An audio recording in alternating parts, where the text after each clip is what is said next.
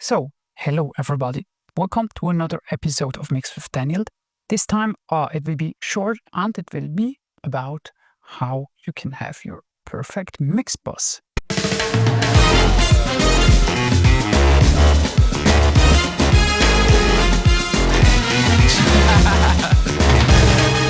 The reason I want to do this is because there are many videos around and many really great engineers that sell you their mix bus or that talk about what plugins are best. And I'd like to talk a little bit about that topic because I feel it's really important because there are many wrong things about that topic.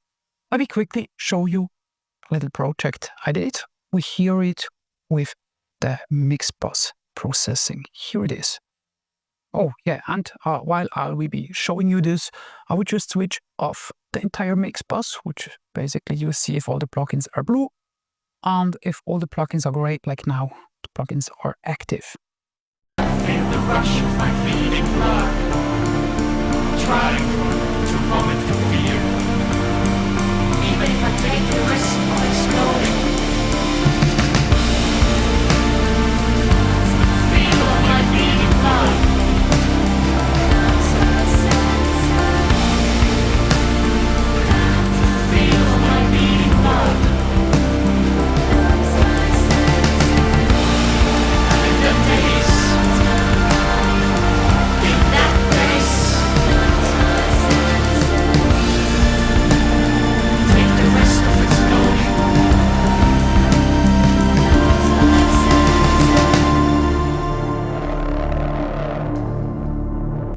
Yeah, I tried to more or less level match it. I made sure that basically the mix without the mix bus processing is even a little tiny bit louder because obviously you can hear it's way more muddy. Actually, in this mix, I kind of didn't really manage to clean up the mix as good as I normally would do. And then, yeah, we didn't have that much time and we basically did it on the mix bus.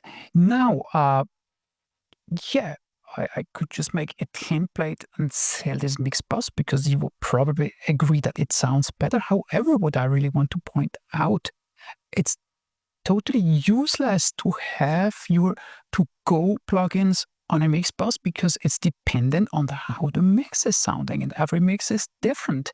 And well, I know that there are some engineers who always use the same plugins, or if they have hardware, the same hardware on every mix. And I mean, it might work for them. If I mix analog, usually my Untitled Master EQ is always on the mix bus. However, not with certain settings. I always start from scratch. My luxury Unfairchild compressor is not always on the mix bus because sometimes it's great and sometimes not. However, with plugins, even way more, I feel the importance to not start a mix with something on the mix bus. Actually, my plugins come late in the process of the mix, and maybe the most important thing, I use always different plugins because it really depends. Let's see what we did here. Well, I mean, obviously, an EQ, it doesn't hurt to have parametric equalizer. I basically use usually the Fab filter. It's my favorite to-go EQ, and there is not even that much processing here. A little bit less at 200. Let's see if we can hear the difference.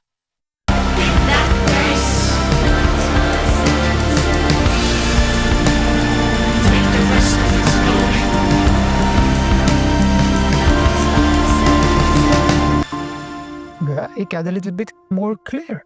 Then a plugin that I like is Abbey TG Mastering, and I always use that thing in MS mode. I like to just give a little bit at 362. I boost it a little bit because that has to do with the Blauertsche frequencies. I don't know how to spell that one in English because Blauert was a physics guy and he analyzed which frequencies have to be boosted so that something is basically more surrounding you. Well, I feel if I boost that one, but only on the side, it's cool. Yeah, and there was just a little tiny bit about 2K, a little tiny bit, again, more on the side highs. I think I didn't push the basses here. I'll just switch in and off that EQ here.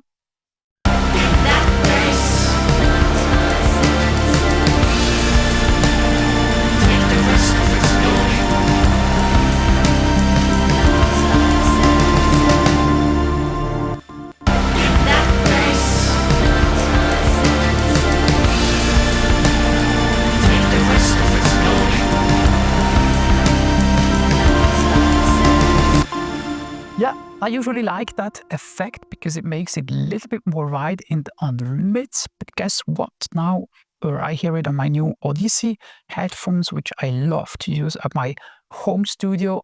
Well, I think I already used that one a little bit right now.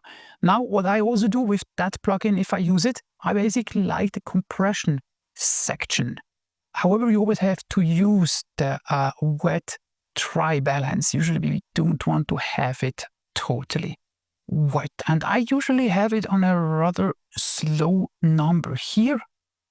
Slow means the higher the number, the slower the release time is. Let's hear it even without.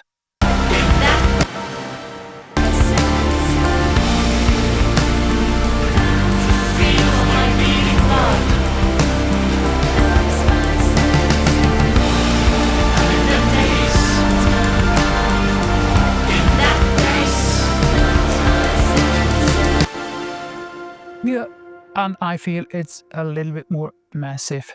Let's now bypass the entire plugin and hear it with and without. We start with the plugin.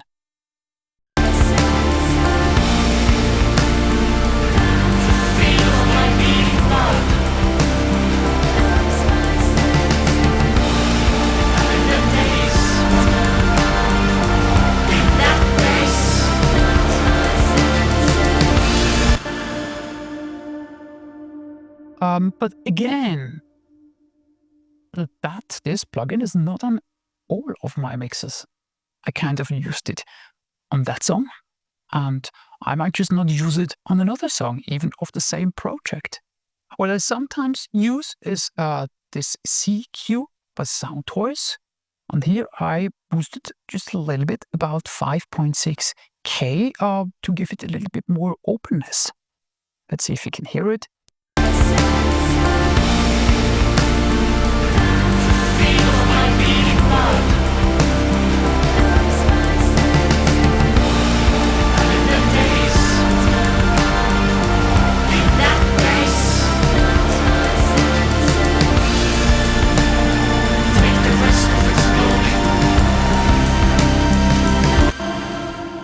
Yeah, and I really think that one works very well if you boost upper mids, if your mix is a little bit too muddy, like, yeah, my mix definitely is a little bit too muddy.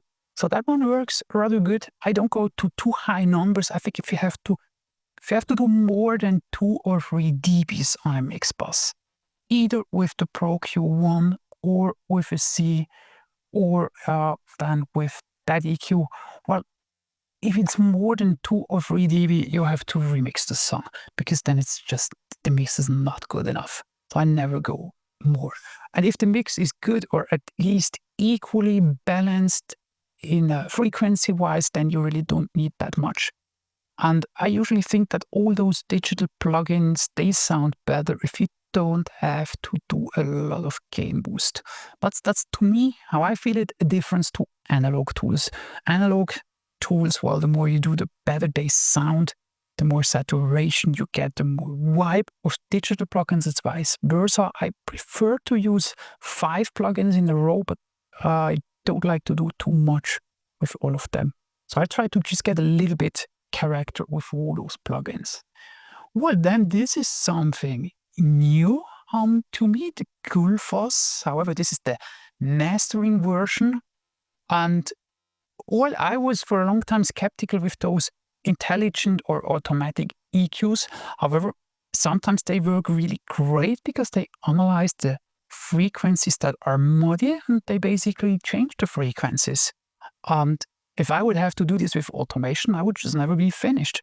So let's hear it with and without.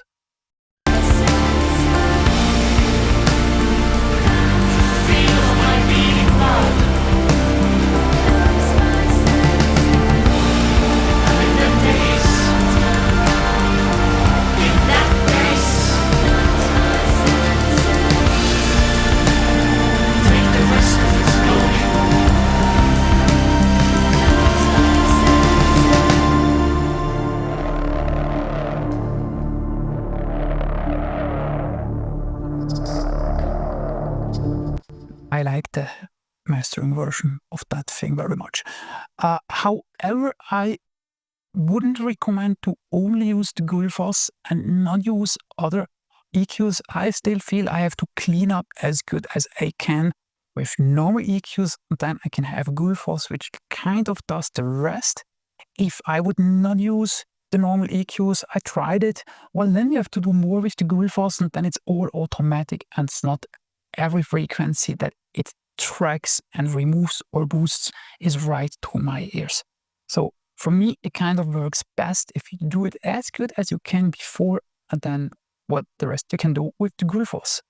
But you really have to change these settings to your like. So to have a Gulfoss does not really mean that you don't have to learn to hear frequencies. It just does everything automatically. However, you still have to hear where do you want to limit it from work. Sometimes I bring that slide back to the middle because very often in my mixes, I feel that I have a perfectly fine high end and perfectly fine high mids. Then I would just tell him to not work on the upper mids. Then it would be like this, and I only would let him work in the under mids, because there I always think it's great with a Gulfoss because it tracks the room resonances, and depending on what chord and what harmony we have in the music, it just adapts it and it removes those resonances that we very often still have. That's always working fine. However, in that song, I feel that I also let him work on the high frequency part. Let's hear that thing again with the Gulfoss.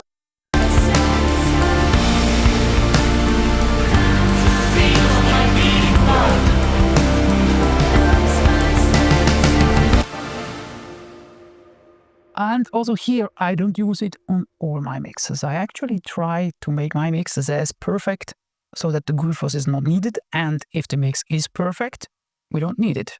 It's absolutely clear. However, it's not always perfect, and it's an amazing tool. Another amazing tool, the Unfairchild by Eric Valentine.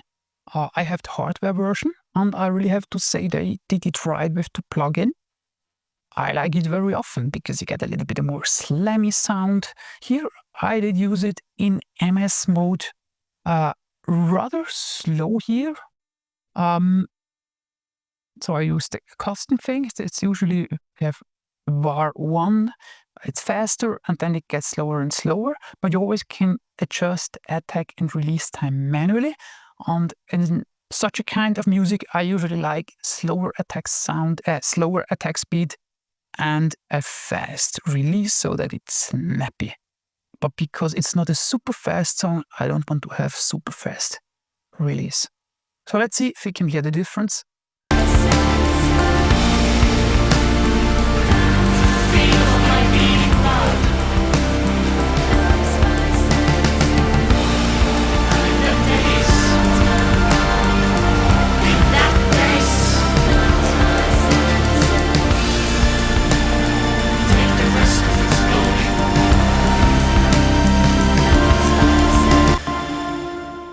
Yeah, I really think in this song, that thing works amazingly well.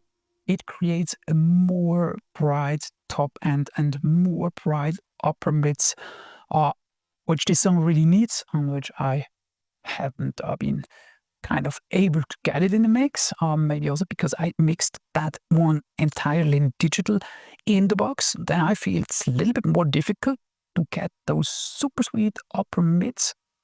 Or let's say it in other words, if you have like a compressor that works for this song, and we also know that this compressor brings up the upper mids in a nice way, why not having it? And then we don't have to boost the upper mids on every single channel. So I think that's quite a good idea. I really like this plugin a lot. Then the only rest that we have here is a limitless plugin. Just make everything a little bit louder. There's nothing special here. I use the preset Punchy 2. What might be special, I always use the threshold on 0, so that basically it doesn't do anything. However, where I do my boost is on the gain here on the master fader. So I boost it by 7.6 dB. Now in Pro Tools on the master fader, the gain here comes before the plugins, and as Pro Tools is 64-bit float, I just feel that this usually sounds nicer than if I put the threshold down.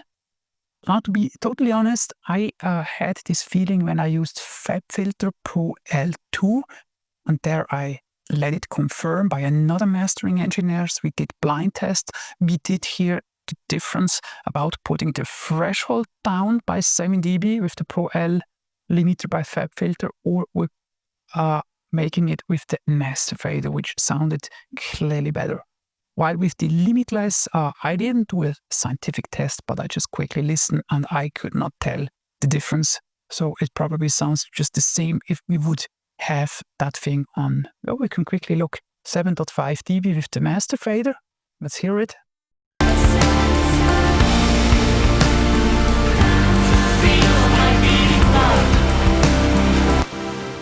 Let's now go on 0 here, and let's bring now the threshold to 7.6 dB. Let's hear it that way.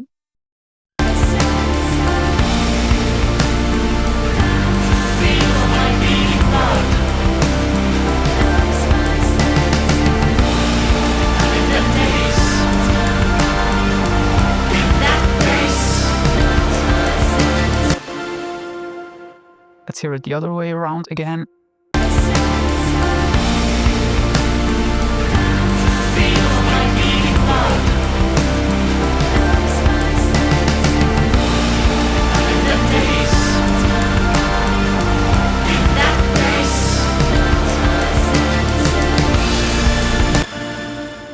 Yeah, let me know in the comments if you feel you hear a difference.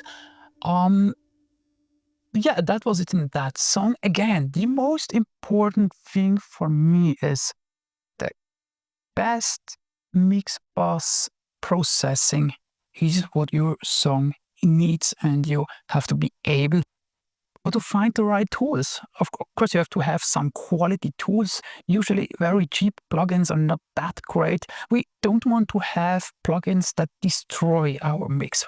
We don't want to have plugins that destroy the stereo image.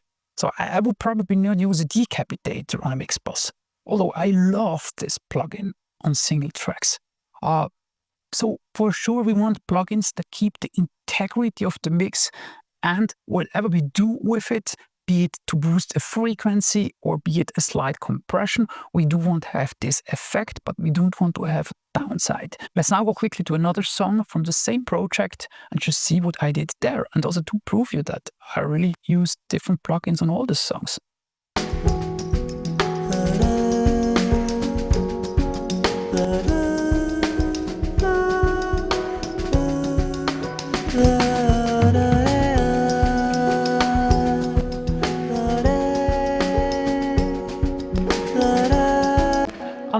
Here the processing is totally different. I felt I want to have a little bit more kind of low end and high end, and I basically used that one by Universal Audio, the Pultec thing.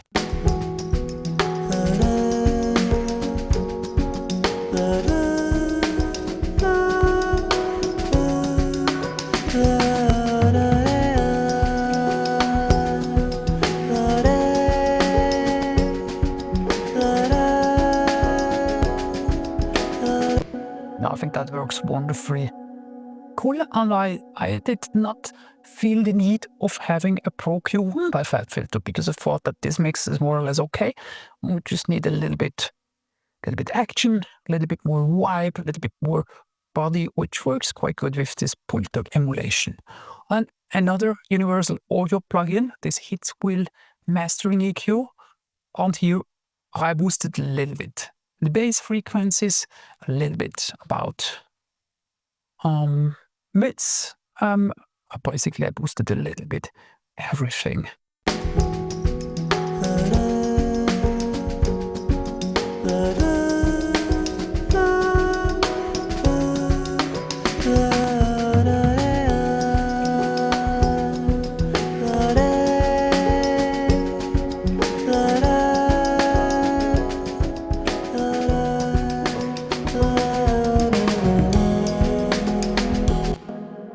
And the only thing that is basically the same is the Unfairchild. However, different setting. Here it's the time constant 2, which is rather fast, not totally fast. And again in MS mode.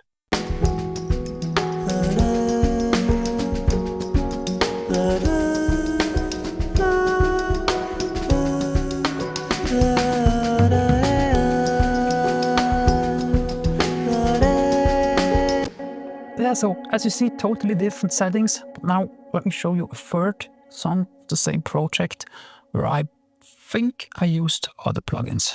So as promised, I hope it still works. Another song, ballad, very soft, just instrumental.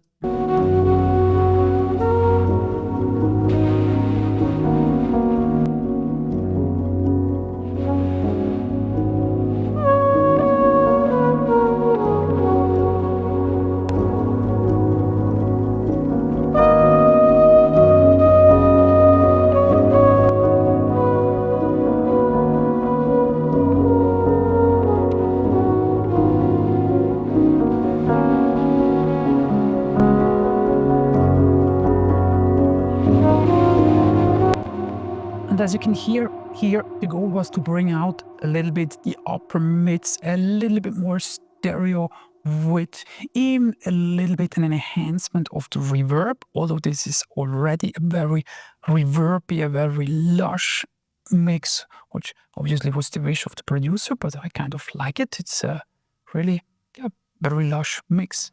So let's see what we got. We started this time with the Hitsville thing. Again, I basically boosted a little bit of everything, but way more the upper mids.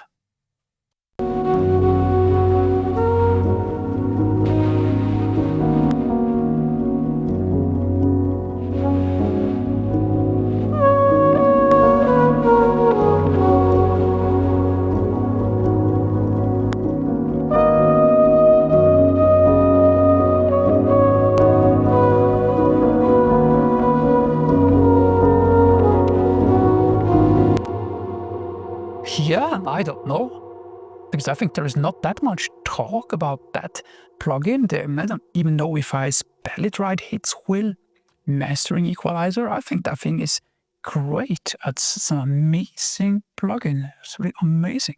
So it's so nice to boost the upper mids and the highs. And I don't know, if I had to do this with the Pro Q1, I think I would have many hours, and it would not sound the same because that one emulated a classic hardware piece. So what it does, it adds the character, it adds the saturation. While the fat filter is great to remove resonances or to remove problem or to remove harshness, but in that mix there are no disturbing resonances, there is no harshness, so I managed to get that out on the single track, so there is no need for a Pro Q1. Then I used that one. However, no highs this time, just a little bit boost and a little bit attenuation, about 30, which, if you know that plugin, that basically takes away a little bit mids around 200, and then it boosts the low end and it just gets a more massive low end.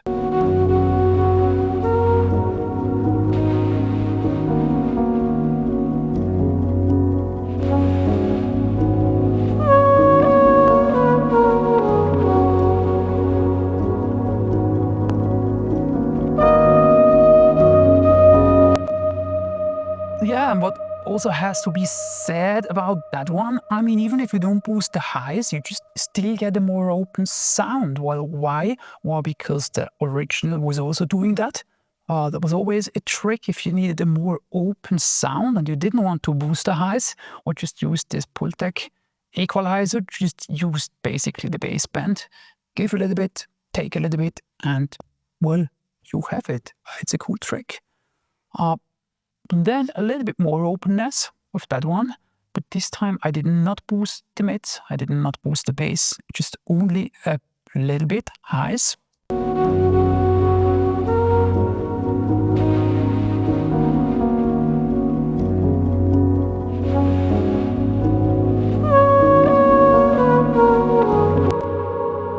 I always like that one if you just want to a little bit more openness, but you don't want to boost it with that thing because it always you get a little bit more aggressive sound, or you can quickly do it. How much do we have? Well, doesn't matter. Let's not do it with that, and let's do it with that.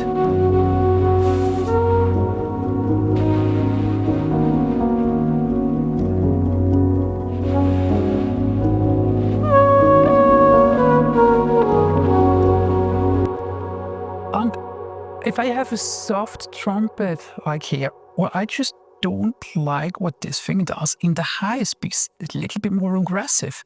It would probably sound great if we had like a drum and bass beat or something like that, or something fast, but here no. No boost here, however we boost a little bit here.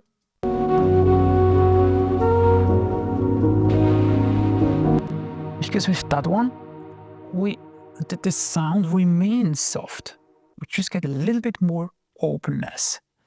Then what we did use here again, this MS thing here, and however I did almost nothing. It's I don't know how much is this, 0.4 dB on the side at 362, and just a little bit. Yeah, basically I use that thing as a stereo spread. I boost a little bit about on 8K, a little bit on 2, just a little bit more on 300, nothing in the bass. Let's see if we can hear the difference.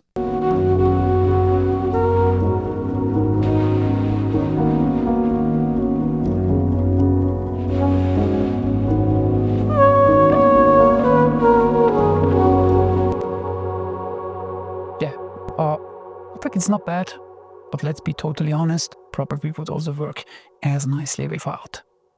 I probably also used the limiter, but just really gently. You see, it's almost dry. And yeah, I did this. So here I went to the number 5 and not 4, which is again a little bit slower. So basically, if we turn that to 100% to hear what the limiter is really doing here.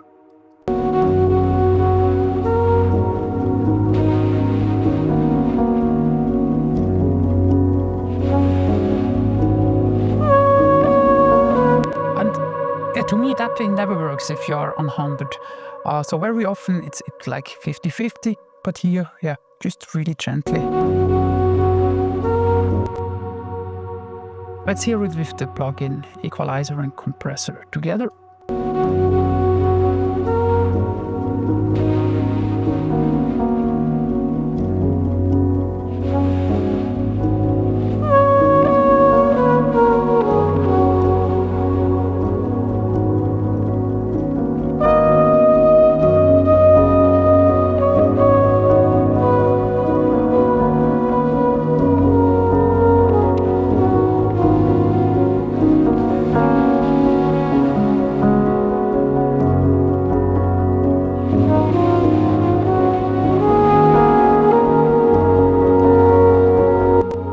Yeah, and together, this EQ in the MS mode and this limiter, but with very gentle settings, I really think it's great. It just gives that song a little tiny bit more openness, a little bit more excitement. But then, as you can see here, there's no Unfairchild compressor. Why? Because, well, for this soft ballad, to my taste, it's too aggressive. I think I tried it out. Can quickly put it on the track. I just tried it and didn't like it. And I mean, if we would use it, we would use something slow.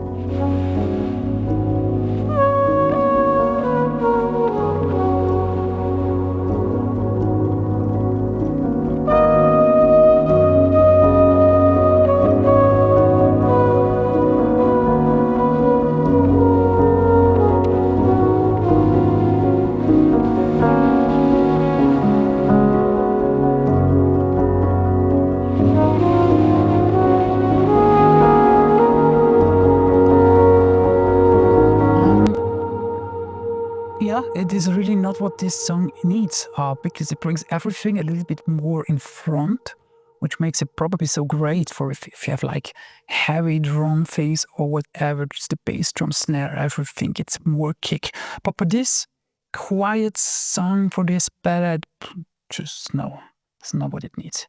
Yeah, so let's finalize this lesson. Perfect mix bus is whatever enhances your mix. And whatever plugin you use that just does anything bad to the mix. And sometimes the best plugins do something bad to the mix, because if it's just the wrong tool, it is the wrong tool. Even the Hitsville EQ might just be perfectly wrong for a given song. And usually if you do something, it just doesn't get better, it's the wrong tool. Then use another tool. And whatever tips you're hearing about what the perfect mix bus is, it doesn't help you at all. You can just copy the mix bus of Chris Lord Alge or Eric Valentine, whoever you want. You can try to copy one of my mix buses. It's never going to work. It just doesn't work.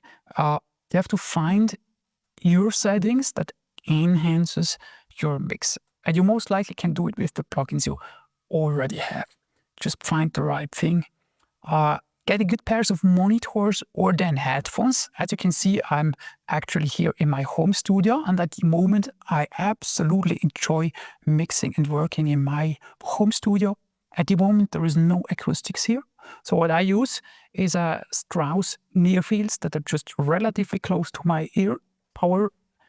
Yeah, I'll show you. I'm at the moment testing those really great Odyssey headphones. This one is the Model 4 set. This one is the Model 5. I know both rather pricey headphones. However, they have a model called MM500, which I've heard because a student of mine got it, and that one is amazing too. And if you have a great pair of headphones, you can just do great work with equalizers. You hear it precisely, and that's a...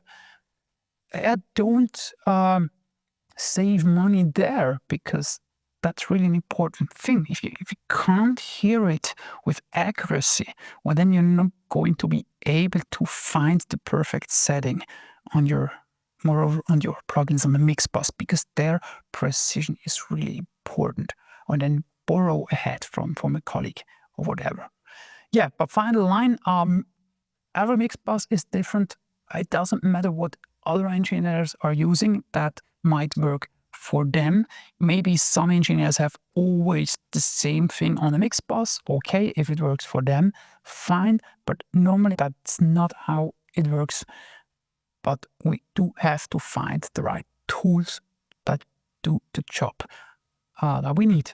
Yeah, so thanks for listening. Ring the bell, subscribe to my channel, or check out my masterclass if you really want to improve your skill. Yeah, might be worth to check out my masterclasses on DanielDettwiler.com. Thanks for watching. Bye.